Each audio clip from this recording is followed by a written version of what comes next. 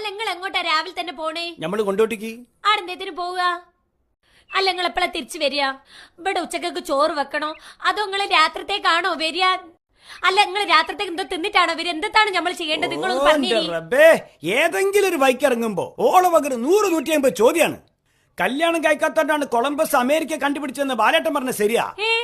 കല്യാണം കഴിച്ചില്ലെങ്കിലേ ഇവിടുന്ന് അങ്ങോട്ട് ഇറങ്ങുമ്പോ 100 ചോദ്യങ്ങൾ കേട്ടിട്ട് നമ്മള് പണ്ടാറടങ്ങി അങ്ങോട്ട് പോണില്ല എന്ന് പറഞ്ഞാൽ കൊളംബസിന് അമേരിക്ക കണ്ടുപിടിക്കാൻ പറ്റിയോ?